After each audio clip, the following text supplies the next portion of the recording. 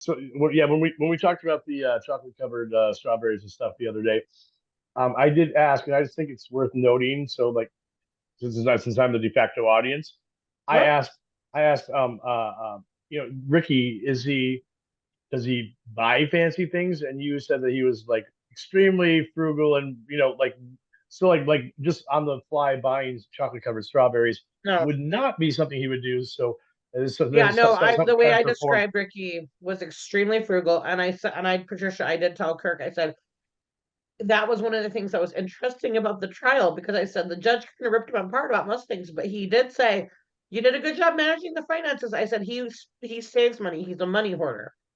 He won't Mm. spend money on stupid stuff. Well, he will spend money on himself and buy Okay, fair enough. That's but fair. to give gifts Okay. to me or the children when we were married, no, he He had wasn't. to use her allowance monies for that. Yes, he wasn't spending money on us during the marriage. He'd spend money on himself or his kids from his first marriage, but not us. Okay.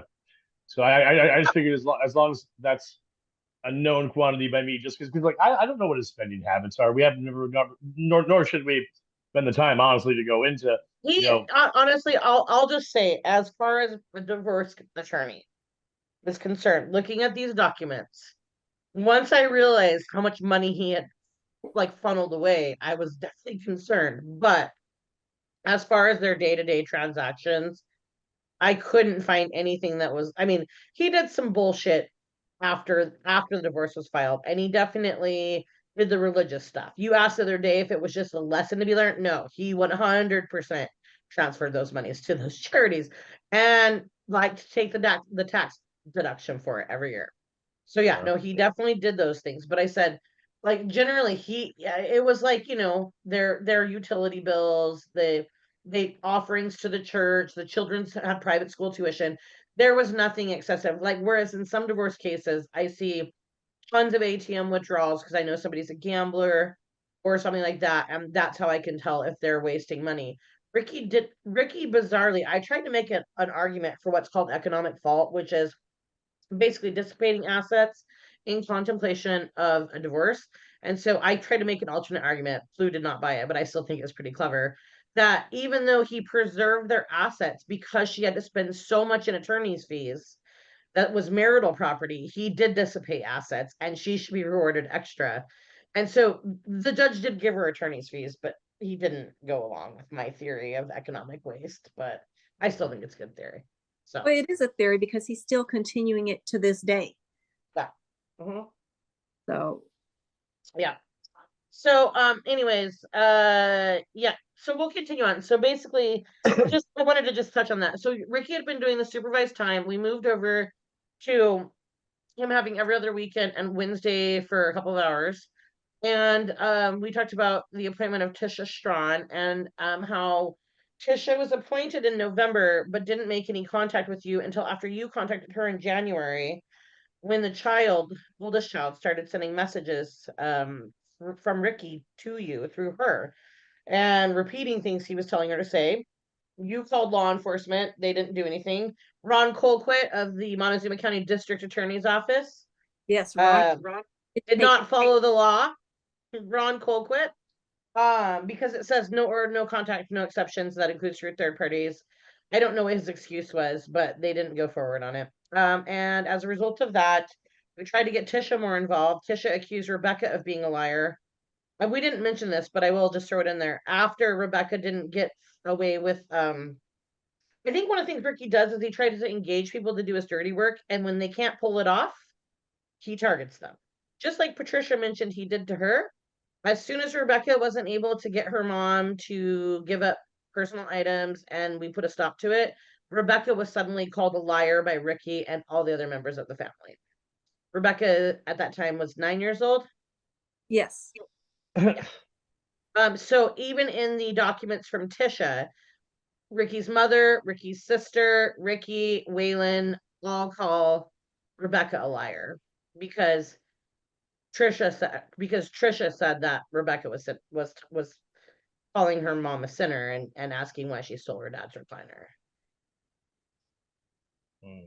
And I want to So throw out on his first visit with him, his first full weekend, right after that, we got an 11.5 hour recording of their entire day Oh together. my God, I forgot about that. Yes, go ahead. He did this 11, almost 11 and a half, a little over 11 and a half recording from the time the kids woke up with him to the time Yeah. he put them to bed of their day, and then gave it to us, and then tried to use it in court as evidence that I don't even know what. I literally, yeah. So basically it wasn't really Ricky's real parenting time. It was Ricky masquerading as father of the year on a recording to make himself look good. Was like a Um, GoPro or something, or no, No, it was literally pocket just recorder. an audio recording. audio? It was a pocket kept making recordings of the children on these visits, Uh-huh. and encouraging them to say certain things at certain times when he'd have the recorder on. Yeah. And we got It was very obvious what he was doing, like ridiculously obvious. Well, and I mean, even in like the 30s when they'd have like the shadow and stuff like that, they always called radio the theater of your mind. Well, you're not showing anything with an audio recording. Well, plus it That's dumb. It's dumb. it was totally contrived. Okay, It's so dumb. sidetrack for 1 second because I do think that this bears mentioning before we get into what we're about to get into. So, first of all, I need to say on this recording, none of us are psychologists. None of us have PhDs in psychology. None of us are credentialed. Trisha does hold a license as a nurse. I hold a law license. Kirk, you hold a CDL. Those are our licensures. Um, but I do think it bears mentioning some of the mental health aspect of this because while I cannot make diagnoses and I do not have any diagnoses, aside from the things that Trisha has relayed to me that were previous, like I think depressive disorder and a few other things.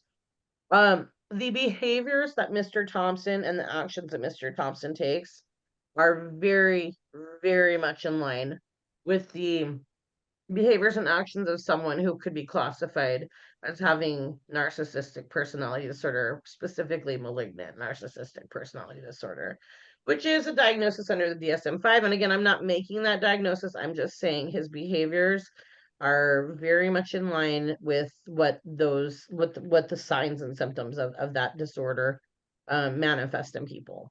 And so the reason I bring this up is because I've mentioned a few times in the previous recordings that Ricky will just call something and just say, okay, well, that's what it is. So, he could just start calling me John and be like, nope, that's your name. And there's no other truth that he can accept. Even if he knows in his mind it's crazy, he demands compliance of the people around him by getting on board with his lie.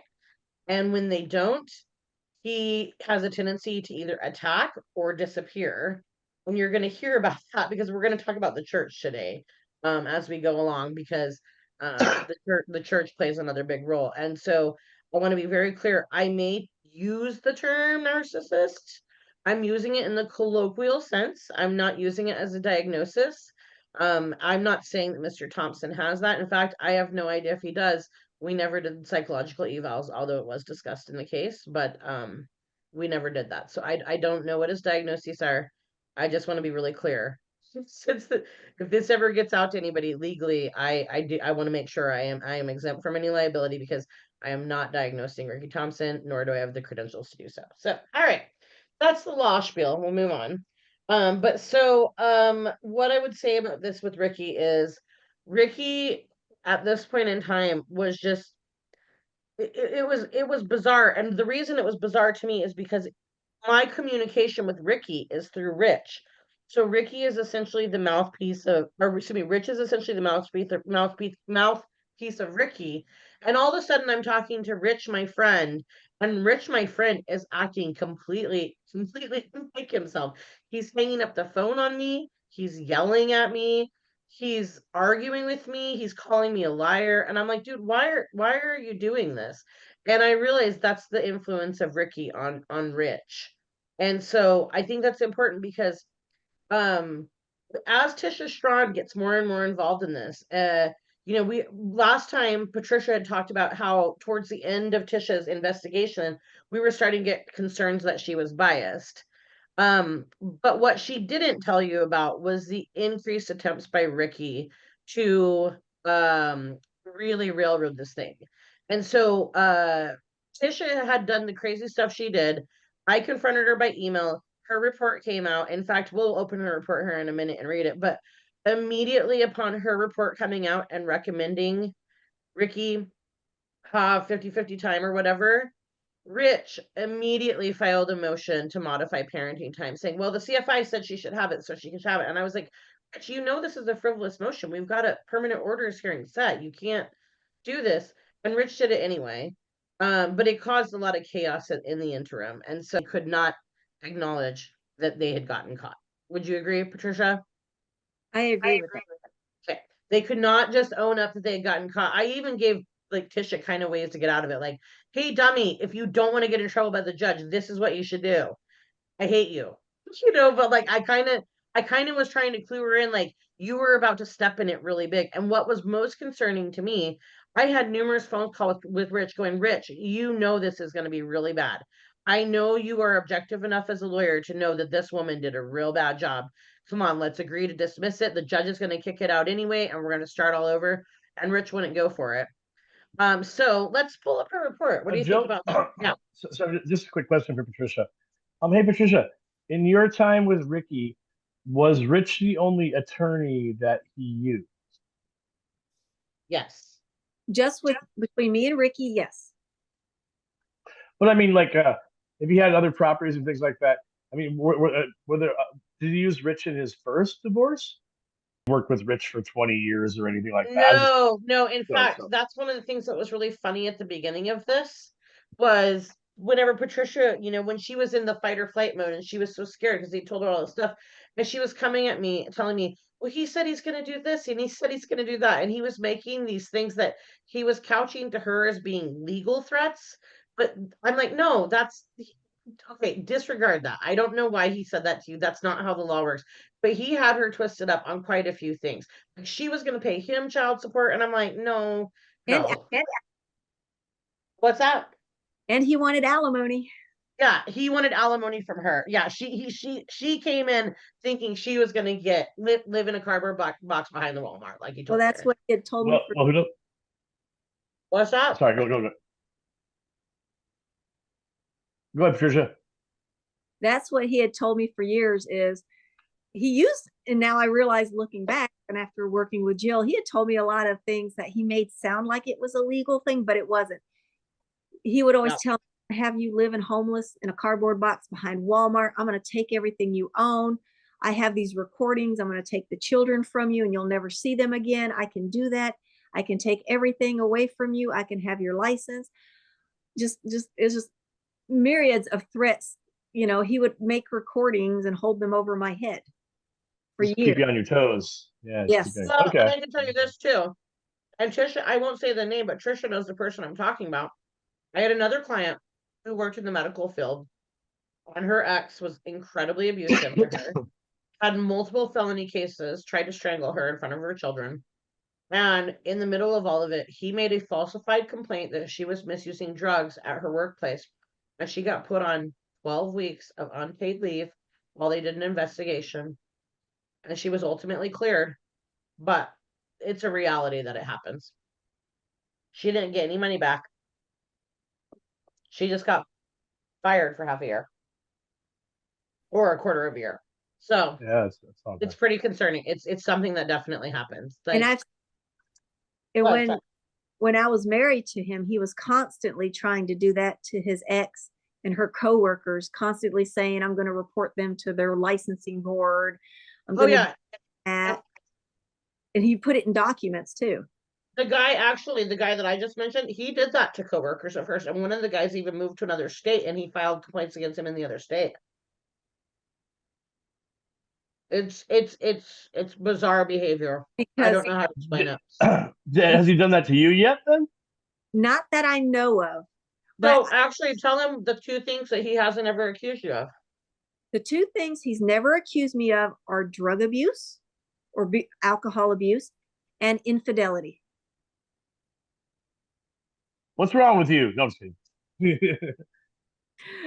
because infidelity hits his pride and drug use is so easily proven with a hair sample for 6 months. Right.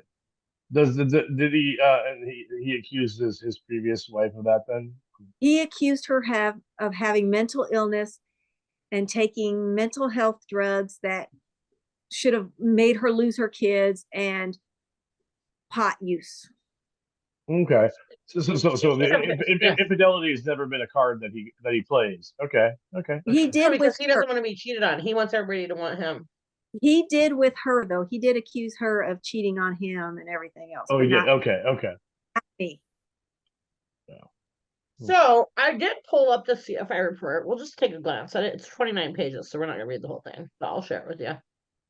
So I confront Tisha and say, hey, can you do this as unbiased? And she says, basically, screw you, and attacks me and says she's the best CFI in existence, and I'm gonna regret confronting her. I said, okay, cool, we'll wait for your report. So this is the report. Now, I do want to point out one thing that's really weird. Okay, Ricky's real name is Ricky. Rickey. That's his legal given name. Tisha started calling him Rick, and we thought that was real strange. I was like, that's pretty familiar. But now he goes by Rick, apparently. He changed his name in the middle of this hearing. Now he's Rick instead of Ricky. Legally, or No, just for the just- paperwork? But yeah, Tisha. So what was weird was because when we got the notes from Tisha, which took a while, she referred to Ricky in the notes as Rick and referred to Trisha in the notes as Trick. Which, Like if Rick you're from supposed to be a neutral and unbiased person, referring to the person who's paying you to investigate best interest of your children, calling them a trick repeatedly in documents is probably not really a smart move to make. Anyways, basically, she says it's under seal, and all this stuff is just boilerplate. That's always in the language stuff. So she was appointed. It says she was appointed on November 15th, and that she commenced her investigation on November 29th. Now, this is really interesting because if you remember, we told you at the last recording that Patricia didn't hear from Tisha until really January 4th. And that was after Trisha called her saying, hey, I need to talk to you. What we found out once we started to get billing records and stuff, and it was weird. She sent us an invoice where she had itemized a bunch of things and then redacted it. I said, no, you need to unredact your bill. Well, your client requested it that way. No, she didn't. So what we found out was that for at least 2 months before she ever spoke to Tricia Strawn and Ricky Thompson met over a period of 60 days, where she got Ricky's entire life story, the binder he created on Trisha book. Oh God. He was making on her. And by the time that Trisha got contacted, she was ready to fight for Ricky Thompson. So here's the thing. I don't know if Ricky manipulated her. I don't know if it was a pay for play type of thing. I have no idea what happened because I have to go by Tisha's documentation, and I can tell you it's not accurate. And she did maybe 7 days of investigation for my half. Yeah. She did. The billing was ridiculously lopsided. Like, she spent like an hour on Trisha's side and like 20 hours on Ricky's side. It was ridiculously obvious. Investigation complete. And in On her the day bill, that she went to dinner with him. She, did all this other stuff. she didn't even come over to your house until the end of January, right? Correct. So anyways, just something to know. So she says her investigation started November 29th. Well, that's when she started talking to Ricky. But she didn't talk to Trisha until much, much longer. I believe she was never going to talk to me and was going to try to play it off that I wouldn't contact her. Yep, I think so too. And I think me contacting her in January, because I reached out whenever she wasn't getting anywhere. I reached out and was like, hey, what are you doing? Where are you at?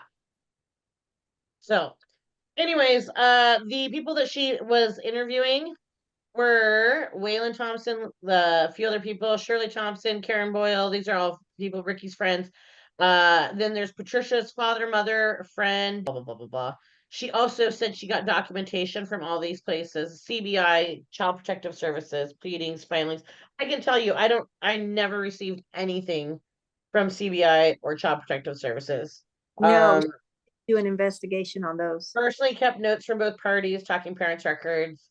Child's piano teacher, Cortez Police Department record, Rick's therapist. That's an interesting one. The PRE report, which is the document that was sealed, and the school, and she also tried to fraudulently get Trisha's counseling notes from Trisha's counselor behind Trisha's back without a HIPAA waiver. So that was interesting. That's not something a neutral, independent investigatory arm of the court who's supposed to investigate the children and allegations of domestic abuse usually does, unless they're being paid to investigate somebody. I don't know. Anyways, so she listed out all this stuff here, but I'll get down to the recommendations because we don't need to read all this crap. What she recommended was, sorry, what'd you say? It's kind of still triggering, not as much as it used to, but it's just like blah, makes me feel To sick. read it all. Okay, well, so first of all, what she said here is completely the wrong standard of the law. So she was trying to be a lawyer here because she thought she was going to outsmart me.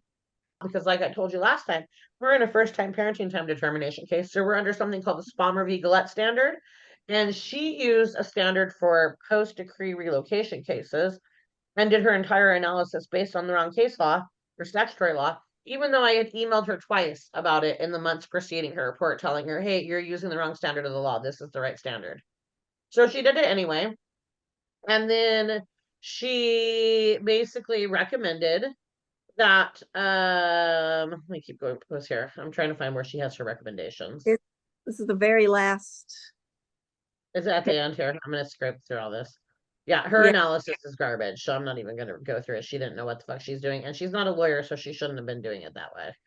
She was a non-attorney CFI, but she was trying to outsmart me because she realized she was caught. And then she cited, here's what's really interesting. All of a sudden, in the middle of this case, there was this guy named Dr. Blotke that's not from Colorado who suddenly showed up. Say, Joe. Sorry, just a real quick question. As far as if she did all this extra writing and stuff that she wasn't qualified to and shouldn't have been doing it anyhow, is that something where she can get more billable hours? Oh, absolutely. She screwed them on money, 100%. She actually billed Patricia for testimony when we didn't call her as a witness. Because I was just curious, like, what the motivation could be, and money's where I always start. I actually think her motivation was, I'll show you, bitch, because I had caught her. And her style of writing is not actually her writing. It reads like Ricky's style of writing. Yeah, this was not written by her. Oh, really? No, this is by Ricky. Dr. Blotke was going to be Ricky's expert witness because Ricky found some dude on the internet who wrote like 5-year-old outdated articles about parental alienation and was going to try to use it against Trisha. His specialty also was finding women who killed their children. Yeah, he was trying to set up that Trisha was going to kill the kids. Whose specialty? The doctor guy? Yes. Yeah, that was what he specialized in. So all of a sudden, Trisha Strawn, who has a high school education, is citing peer-reviewed legal journals. Sure. Anyways, I think that was probably the tip-off. I think Clue probably knew right then and there, like, what the fuck? I don't even think we probably needed to have the hearing, but at that point in time, I was freaking out because I'm like, oh my God, this guy's going to get custody of these kids, and this is really bad, plus I have everything else going on. So anyways, she said, basically, let me get down to it here. I want to get to her findings. Okay, here we go. CFI reviewed the past allegations and facts of finding of a PRE report completed in 2013 involving Murray. So that's related to a completely different case, completely different family. As per the facts and opinion leading to the PRE's recommendation. So she's showing, based on that document, there are many similarities with the current allegations. There were also different statements made by Tricia that led this CFI to believe that it was possible she had a copy of this report. Now that came straight from Ricky Thompson. There was nothing whatsoever that Tricia said that would lead her to believe this. Ricky Thompson told Tisha Strawn that, and Tisha put it into her report. And so they're accusing Trisha of fabricating allegations of abuse against Ricky, despite the fact that we have videos and recordings and the financial documentation showing that he took all of her money and all that stuff. So, She basically said that Trisha was lying about that. And then she said Rick is better, like Rick is the better person. So she said, basically that she wanted to make a recommendation that Trisha should be required to stay in Colorado. That she should be required to go to counseling on Ricky's dime, with Ricky being able to choose the counselor and being able to decide how long they go. And so like basically that she's punishing. The father's been the primary caregiver since the children's birth. That was not true. And that mother had only been the primary caregiver since 10/6, which was also not true. And that basically Trisha was full of shit and Ricky should be the primary parent. So, despite all the evidence we had, we basically completely skewed the report. And then we went through the very laborious process of getting records from her, because I'm required, or I'm allowed to ask for a CFI file, and they're required to disclose the entire contents of their file to me. And Tisha Strawn gave Richard Sims different documents than she gave me. It took me over 8 requests, and it also took me multiple motions to the court, notifying them, multiple phone calls to Rich, multiple emails to Tisha to get these records. She kept trying to say that Trisha was going to attack her, and that I had moved to Kansas at this point in time, so she's refusing to give the records to Trisha. She will only give them to me. I had to end up ultimately coming back to Colorado for something else, and I went into Rich's office and showed him what she had given to me versus what she had given to him. And in the meantime, Tisha all of a sudden, or excuse me, we filed a complaint on her, because we have to file a complaint on her in order for the Colorado Judicial Branch to look at her conduct, which seems weird. I have to file the complaint, and then my judge has to listen to it first. The judge who later has to decide our custody gets a right to decide if my CFI engaged in misconduct before I can complain to the state. And so I had filed the complaint on Hey, her. Jill. Yeah. So sorry, just really quick. So I'm guessing that you found out that they got different information than you because Rich presented it in like a court capacity. No, How did because you? I knew that there was shit missing. When I got it, when I got the first, in fact, hold on, I've got that email. I will tell you. Because I was like, how did you know this? I That's will what tell I you. I don't. Let's go here. So let's go here. CFI file release. Let's try it here. So she gave me the runaround. I tried to get it from her. She was saying, "Oh, my computer, blah blah blah blah blah blah blah." What's the date? And Can you throw out a date here, just so we know yeah, what we're talking? February 12th. Okay. And then she's trying to not give me the PRE. And then I told her, hey, we're gonna hire somebody to do a work product review. So in Colorado, you can hire basically an expert witness to do a review of a CFI's work to determine if their work was in compliance with the statute. So we found one of the top CFIs in the state, Jeanette Troncoso. I knew Jeanette Troncoso's name, and I also knew it would put the fear of God into Tisha Strawn, because we have a CFI listserv. At that time, I was a CFI, and so was Tisha. And Jeanette Troncoso, I get emails from that lady 4 or 5 times a week. I'd never met her in person, but I knew she was the one. And so I approached her and said, hey, we've got a really serious problem. I, don't like this lady. She's attacking me, but I can't be the one to do it. I need someone to do independent work product review. I believe she charges $2,500. Minimum, yeah. Was the first payment, where she reviewed the stuff, and I'm trying to get the files from her.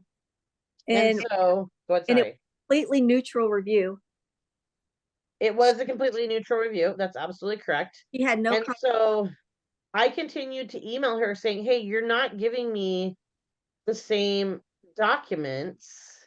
I'm trying to find, there's so many emails here, but I basically let her know, like, hey, this is what's on this is what you've given to me. My client's notes aren't in there. That's why I know the file is not complete. I looked at my client's documents before she gave them to you. You have not included them in your file. Where are they? And so she gave me the runaround, all different which way. I still don't know what her complete file was. I have no clue what her complete file was, because she would never give it to me. With a third.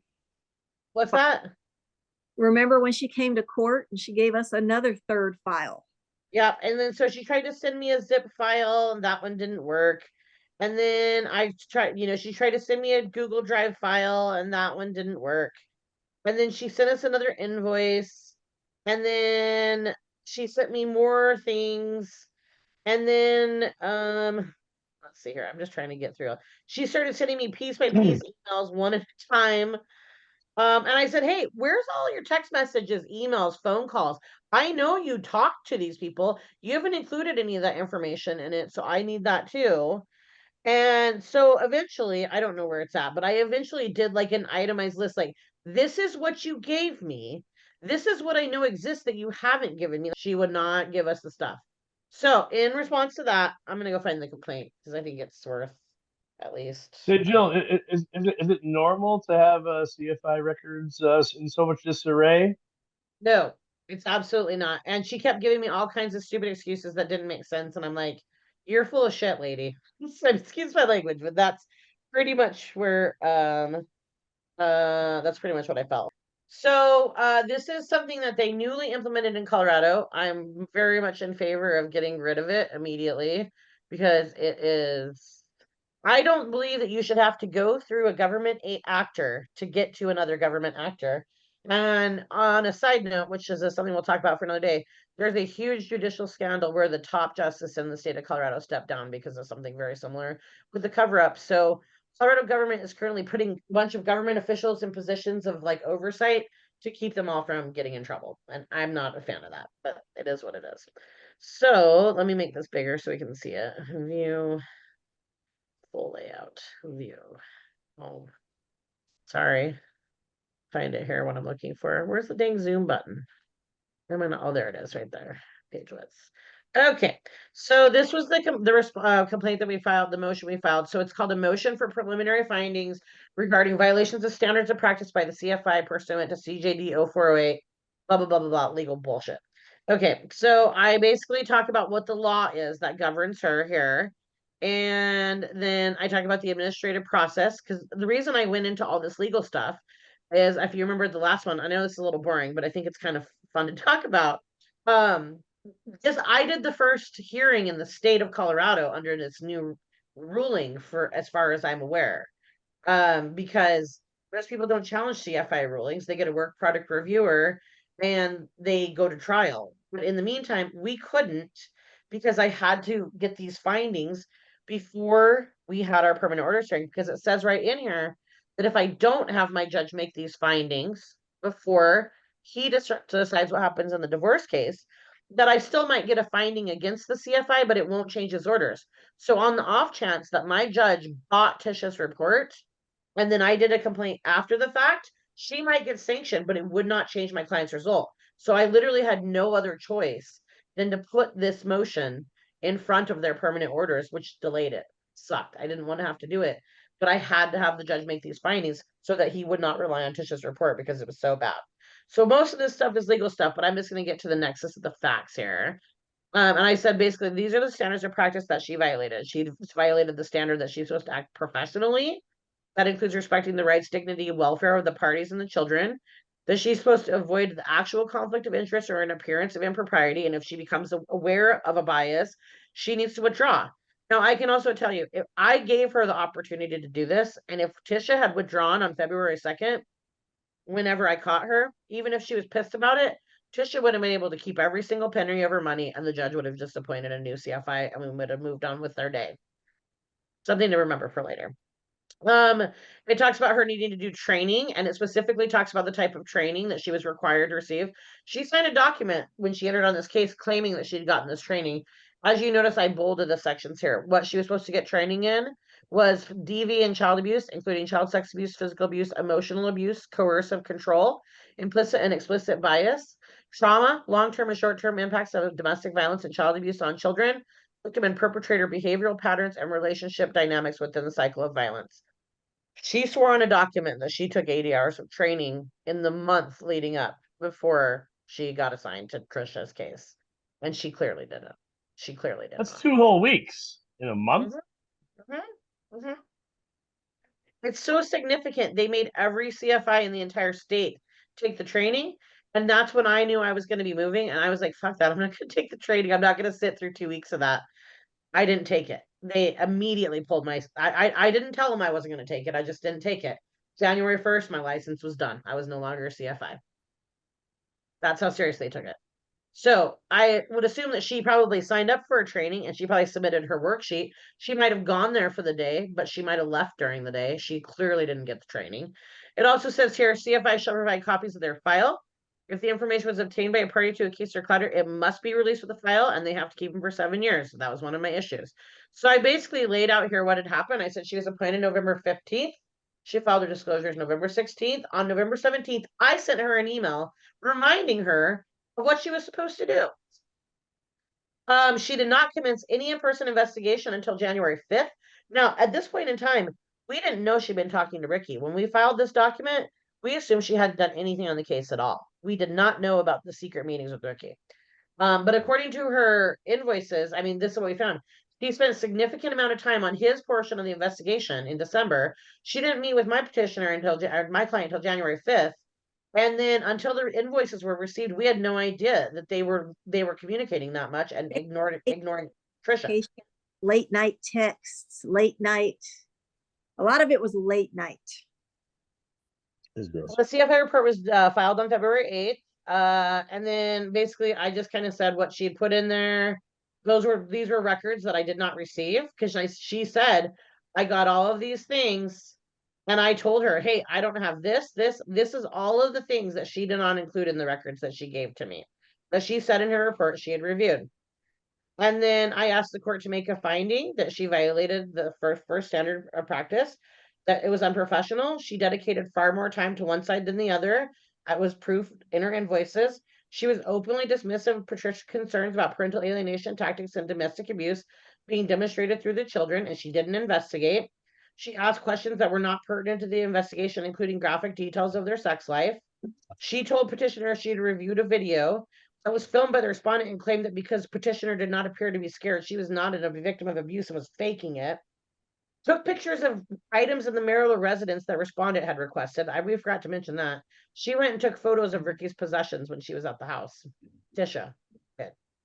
And she pictures of doing his triathlon as well. Yeah. CFI was unwilling to keep the children at Patricia's house until I asked why. Whenever I asked why is when she said enough is enough. We interpreted that to mean she was exasperated with us. She went far outside of the boundaries of the order appointing her, investigating their finances. She tried to call Patricia's ex-husband from 14 years ago. He was not listed as a collateral. She spent 4 hours trying to find Patricia's ex-husband to dig up dirt on Patricia on the last day before her report was due. Billed him $135 an hour. Seems highly unnecessary. Seems highly unnecessary. It was. And so she failed to review Patricia's information, did not include it in the file, was overtly rude to me when I tried to ask her about stuff.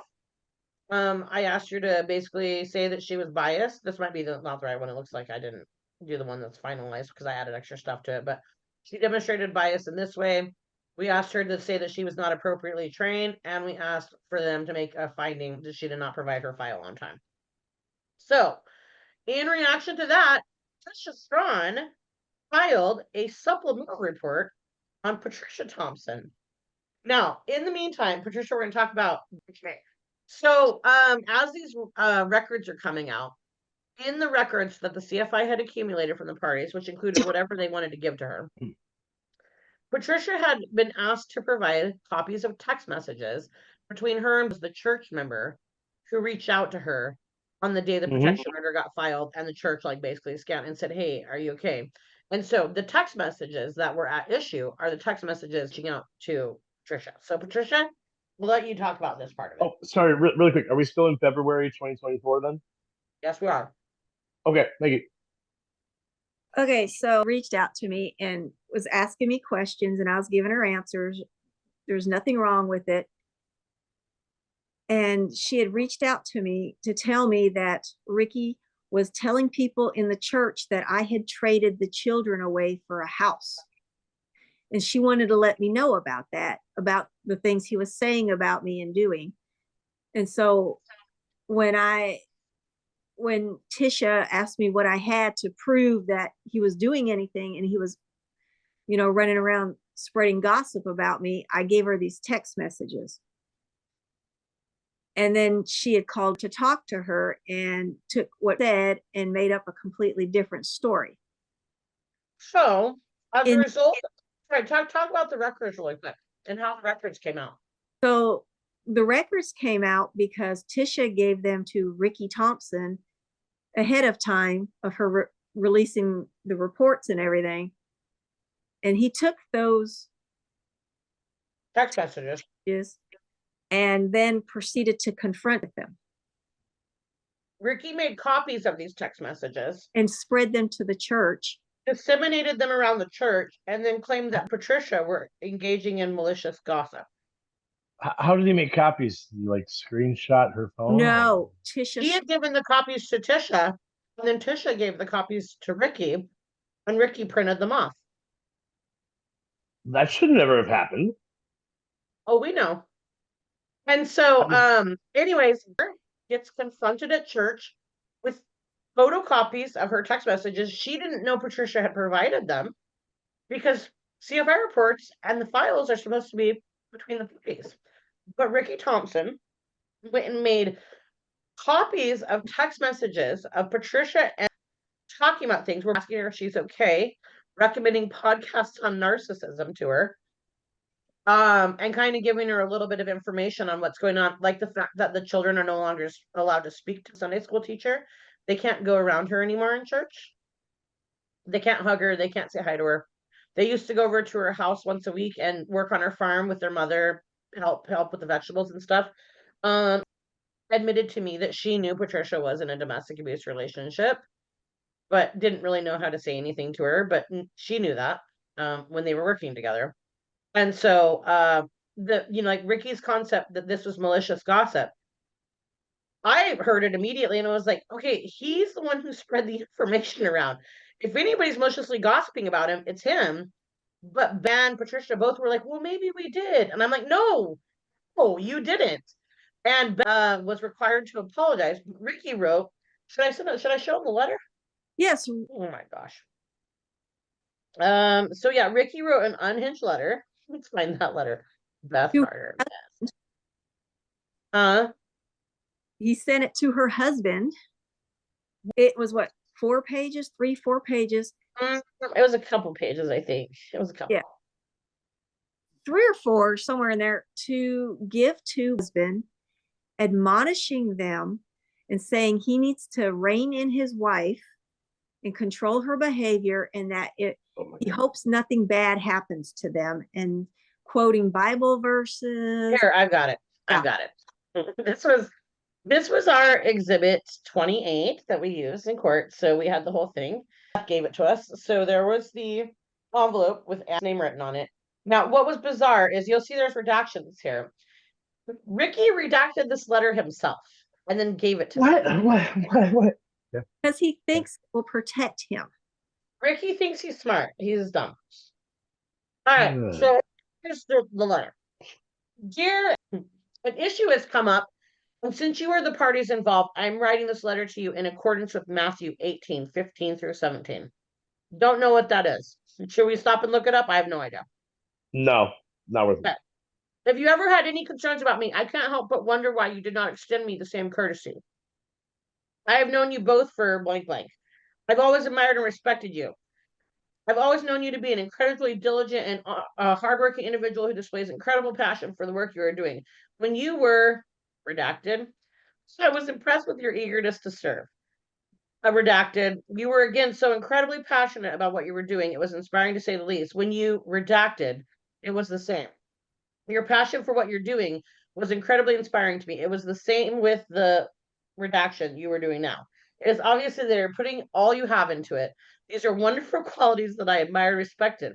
In more recent years, however, I've observed certain incidents involving gossip that have given me cause for concern. When you seek or share second or third-hand information about the personal lives of others, you're participating in gossip. It is sinful and destructive. Proverbs 18:21, death and life are in the power of the tongue. Pastor Craig and Trevor are aware of the issue that has recently arisen, but only know that it deals with an elder and the elder's spouse, not which one. My understanding is that it will be addressed with the elder board soon. This past week, an action was taken wherein both a series of text messages between she and, I'm assuming, Trisha. Those messages expose Trisha active involvement in malicious and abusive gossip. The gossip within those text messages was blatant, malicious, and undeniable upon both parties within the conversation. Again, you have not been named by name, but Pastor is aware that it has come from the spouse of one of our elders. It is my hope and prayer this issue can be resolved at this level and go no farther. However, you should be aware that the other party has and likely still is exposing your willing participation in this malicious gossip. I cannot help you with that. So I want you to understand something really quick. I'm going to pause. She didn't expose anything. She gave records that were supposed to be confidential to a neutral, independent investigatory arm of the court who was required to disseminate the files to us so the lawyers can use stuff in the context of evidence, and it's supposed to be protected and not disseminated. And Ricky made copies and spread it out there. So Patricia didn't do anything. And furthermore, I've got the text messages. I'll show you what they say in a minute. You sought out and shared secondhand information. You even described it as secondhand in your text from unknown sources. You said in your text you didn't know who, with the party who was telling you incredibly alienating things about me and clearly digging for whatever dirt she could get. You openly referred to me as a narcissist, all while engaging in a narcissistic gossip and smear campaign against me. Relaying second or third hand gossip from unknown sources to someone openly seeking dirt on someone so they can weaponize it against them. That is its own form of harmful abuse, and those who participate in it are abusers themselves, whether they see themselves that way or not. You were so engrossed in finding any second or third hand information, gossip, to support somebody's baseless claims that I was alienating her that you failed to recognize that she had made incredibly alienating first hand statements against me within the same text exchange. You sought second or third hand gossip over the first hand truth that was right before your eyes. It is all there in your own words, exposed by the very person you were seeking the gossip for. If you ever had concern over anything I had ever said or done, Scripture instructed you to come to me directly with it. I've heard you teach on this very thing in more than one occasion in our church, yet neither of you have ever spoken to me about any concerns about me whatsoever. You are leaders within our church. How can it be that you publicly teach one thing while doing the exact opposite in secretive text behind the congregation's back? Now, let me stop for a second. Is either one members of the pastoral board? He is an elder on the board last time I heard, but he was thinking of stepping down because he did not like the way the church responded to the situation and how, while the pastor eventually, he votes on like accounting things, right? yeah, he was the accountant. He hadn't done that for years, but he's just on the elder board. Okay, so he's not in any sort of like pastoral duty role or anything like that. No. Okay. Gossips are not interested in the truth. They always choose second or third hand gossip over first hand truth, considering the following. Rebecca aged out of children's church in May of last year. She has not been to children's church for 5 months when you taught in late October. That was evident to anyone within the church, blah, blah, blah, blah. We're going to keep going, but I want to get to the part that's creepy. Let's see what we got here. There are 3 first-hand truths that these text messages expose. First, Patricia has made demonstrably false statements about me in my own church that were incredibly alienating. Now, at this point in time, Patricia hadn't set foot in this church since August of 2023. So that didn't happen. It's not second or third hand gossip. It's first hand truth in her own words, her own text messages. Secondly, a spouse of an elder has accepted third hand gossip as fact, readily admitted they engaged in second and third hand gossip with other members of the congregation and shared that gossip with the party. That didn't happen. And then he said, this is the one that creeped me out. I have been openly praying for unity within our church for over a year now. What I interpret that to mean is I've been openly praying for people to take my side in this. Anyone who joins regularly in the prayer time has heard this. Even in the incredibly difficult personal matter, I have never once asked anyone to choose a side. But he just told everybody that she bartered the kids for a house and that she wasn't working and that she was a deadbeat. He didn't tell anybody to choose a side, but he just talked shit about her. But made it clear in your text that you and your husband are on a side. All the passion, all the hard work, all the diligence, none of it matters in your ministries. And behind the scenes, you are willingly engaging in this kind of abusive gossip and picking sides within the body instead of seeking unity in Christ. I hold no grudges. I've already forgiven you. Your sin is not against me, but against Christ. He is the one who paid the price for it. I continue to pray for you and your family, but at the same time, I cannot sit quietly while this kind of destructive gossip goes unchecked within the body, especially when it's coming from within church leadership. I ask that you continue to give Christian love and support, but in healthy ways. There's nothing healthy or loving about enabling someone in their destructive and sinful behaviors. So that's him referring to Trisha. Gossip is no exception. It is not healthy, not for her or you. This is already devastating to your witness, testimony, and credibility within not only this church, but within the whole community. I've not shared the text message with anybody, but the other party has. And now that they're out there, there is no saying how far it has gone or how far it will go. Did he share copies of these text messages with the church elder board? Yes, he did. Made multiple copies, didn't he? Yes, he did. And you gave one copy to Tisha Strawn, the investigator, right? I emailed them to her. Okay.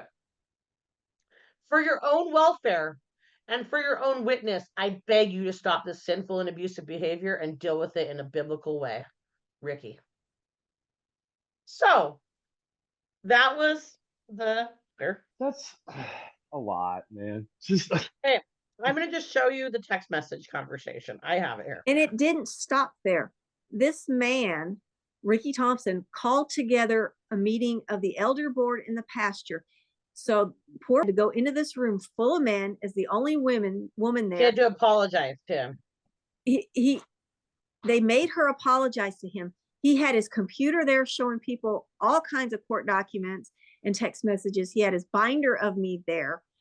And then later on, when this was all said and done, that the pastor said he was sorry for what he didn't believe, but he still was on Ricky's side because Ricky's a man.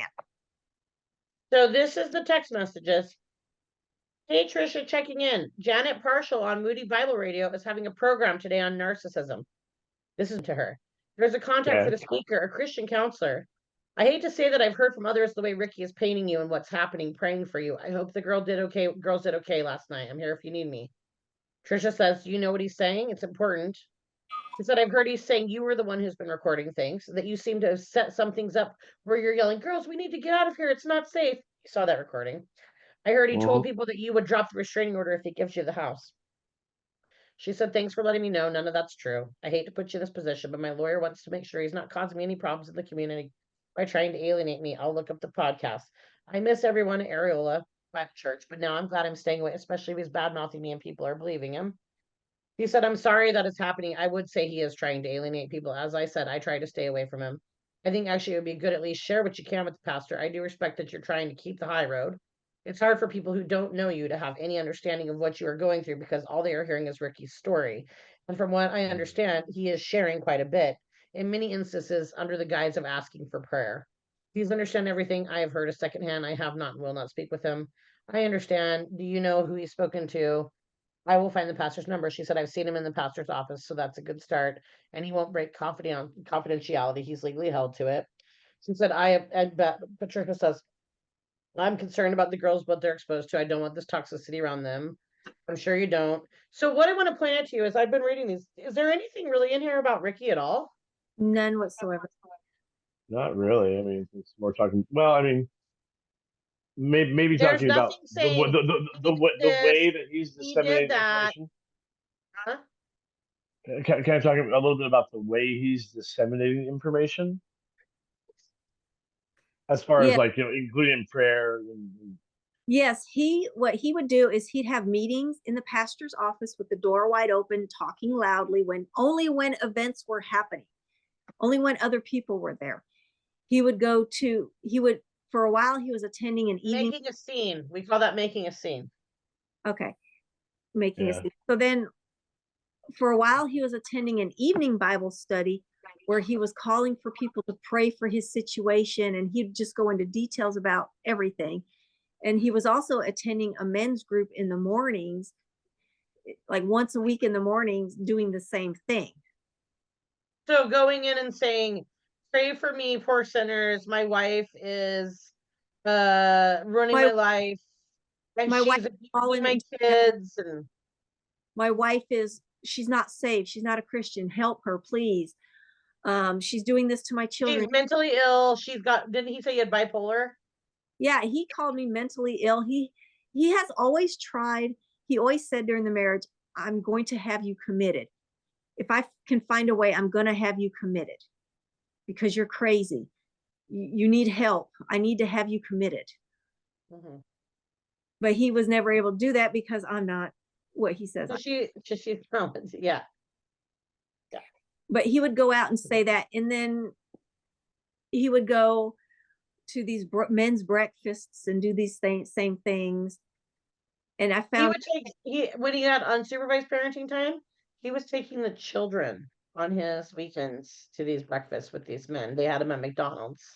and he would take my children to see this group of old men and listen to this crap. By the way, Patricia, I don't know if you know this or not. My dad was actually a minister for like 35, 40 years, however long before he retired. Those things are the most boring waste of time for a child to even be acknowledged. They did.